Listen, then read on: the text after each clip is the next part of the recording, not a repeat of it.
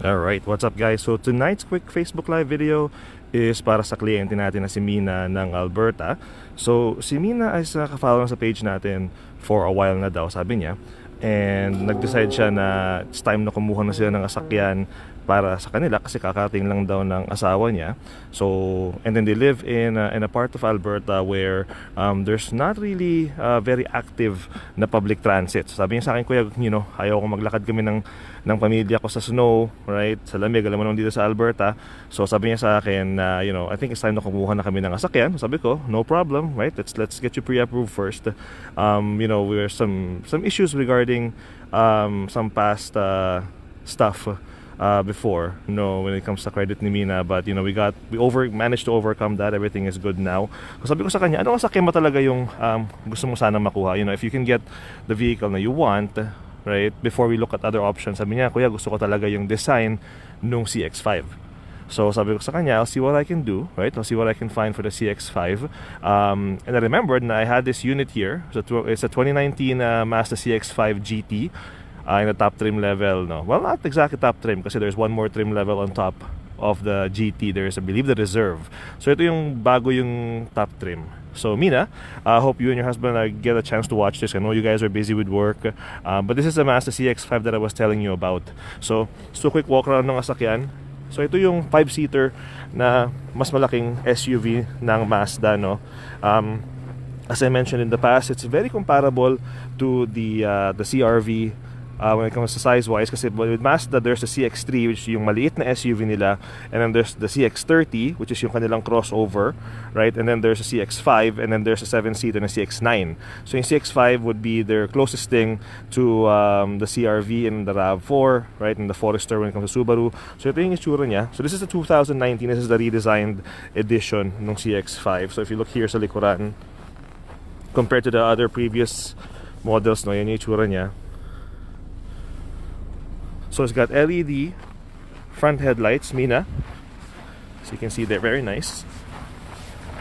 So they don't call this fog lamps, they call them signature lights. So LED signature lights, LED LED headlights, so you can see there. And then LED yung tail lights yun sa likuran. So very nice effect, no, ng tail lights niya. So let's start sa likuran. Sa likuran na tayo. So you got your backup camera over here, Mina. Okay. You got your dual exhaust sa likuran dito. So it is a power lift gate.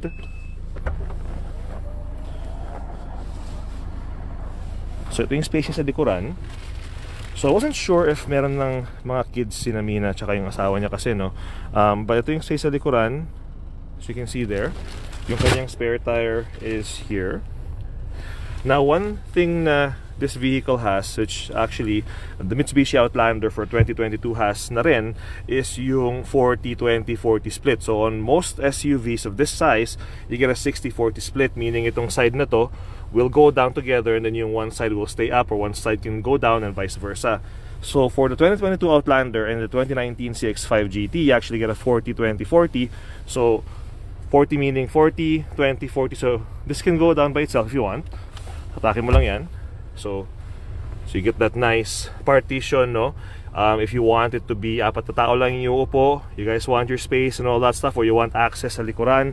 So for example, long driving, long trips, you got a cooler back here, you got yung baby bag back here, or anything na nandito sa likuran, you can always, hindi mo ginagamit yung upuan sa gitna, you can always put that down. So anybody can just reach in the back and get yung kailangan ninyo, right? And of course, the standard, this will fold down as well, right? That will fold down as well. So yung tawag dyan is 40-20-40. So let me just close this up again. Kuha tayo sa gitna.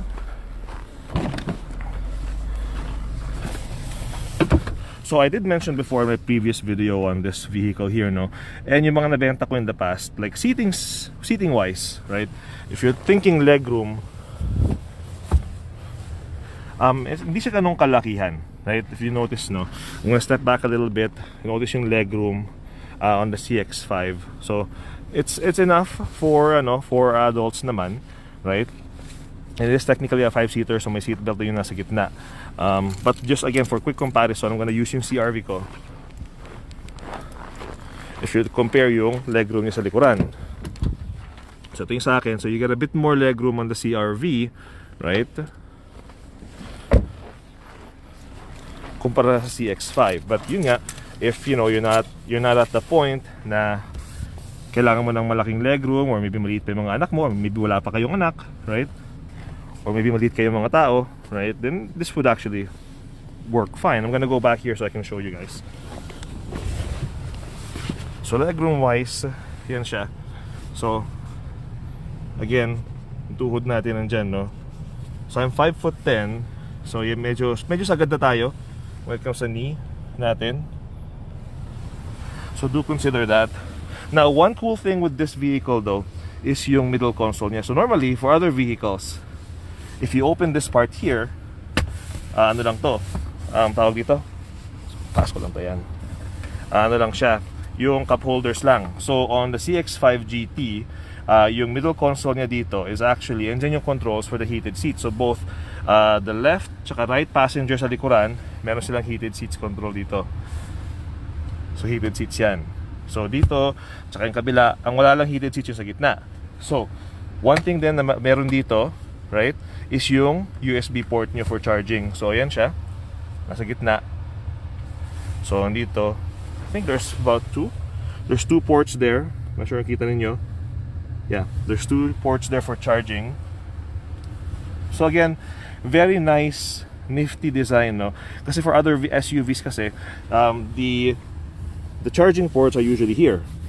So sa case ito, wala siya dito, nasa middle console siya. So if you think about it, it's actually almost designed for 4 people lang talaga ang gagamit. So one person sits there, one person sits here, of course driver, passenger, and they can have their drinks, they can charge their phones, they can have yung heated seats dito, right? And of course this would also work pag nilagay mo na yung charging cables mo dyan, labas mo lang dyan, sara mo to, that's of course your handrest. So ganyan ka lang, like may reverse yan.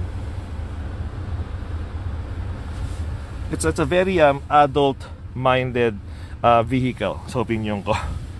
And then of course sunroof, of course, since it's a GT, so it doesn't have the panoramic sunroof, no, it's just a single sunroof here.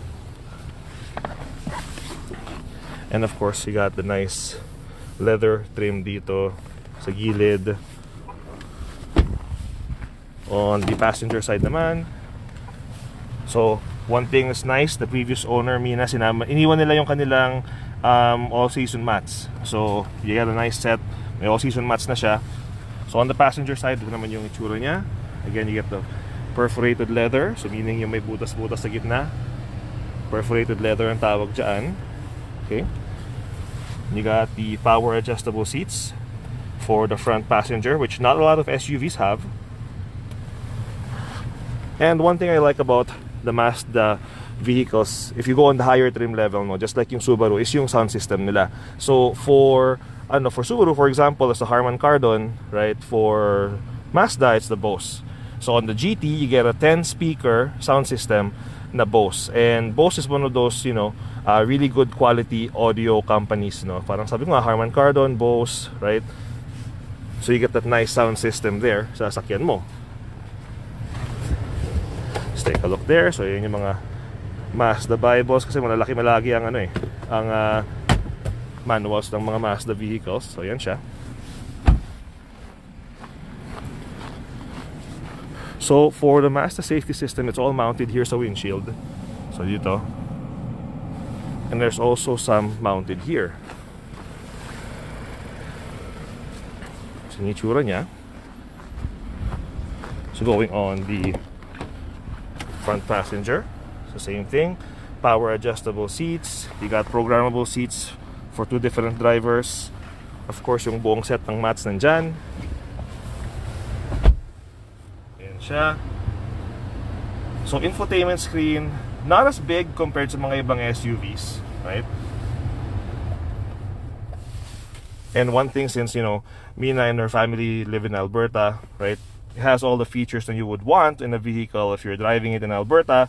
Mainly yung heated seats tsaka yung heated steering wheel. So backup camera wise, ayan siya.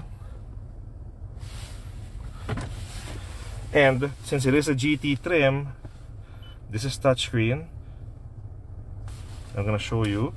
It also has yung navigation system.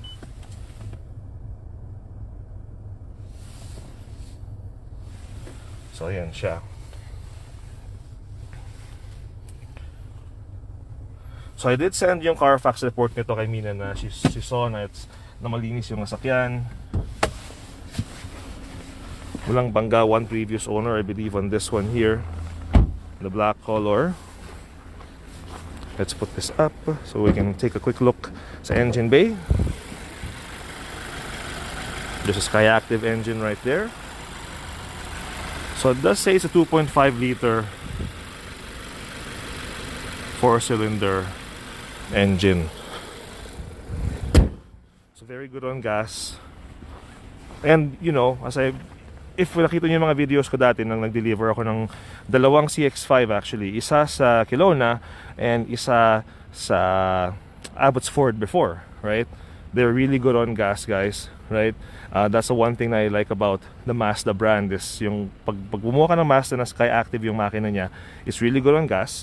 One thing I do have to mention as well with the Mazda vehicles, just like Mitsubishi, sila yung dalawang Japanese brands na iba yung setup ng warranty. So for example, Toyota, Honda, Subaru, 3 years, 60,000 kilometers, right? Alam niyo naman, the Mitsubishi, it's 10,000 kilometers or up to 160,000 kilometers or up to 10 years yung powertrain. Sa Mazda, it's 3 years yung kanyang basic warranty, yung bumper to bumper, pero in between those 3 years, unlimited kilometers siya. So sabihin natin na umabot ka ng, sabihin natin 80,000 kilometers, tapos 3 taon pa lang sa iyo yung sasakyan. So normally, if that was a Toyota or a Honda, wala ka ng warranty. But sa Mazda, since it's, for example, you're still within the 3 years, the first 3 years ng ownership mo, even though lumagpasa siya ng 60,000 kilometers, since it's unlimited kilometers yung kanyang coverage ng warranty, covered ka pa rin. So again, it's one of those extra things na, you know, as a consumer, right, it's always nice to have for extra peace of mind ba, right? Para hindi ka na bumili ng extended warranty, parang ganun. So this vehicle has that na. It has the balance of factory warranty for this vehicle here. So there you go, Mina. Hope nagustuhan mo siya. I know you already like yung CX5, but you know, I told you naman I'll do a Facebook live video para makita niyo mag-asawa yung sasakyan. So ayan siya. Yun yung gilid. O, diba? And again, it's a, you know, for having your first vehicle sa Canada be a fully loaded na SUV. And yung pa yung request mo sa akin, which is yung Mazda CX5, right? I think we got ourselves a winner here. So Mina, let me know kung kailan mo gustong dalhin ko to sa inyo dyan. And yeah, so guys, this is a 2019 Mazda CX5 GT for our client na si Mina ng Alberta.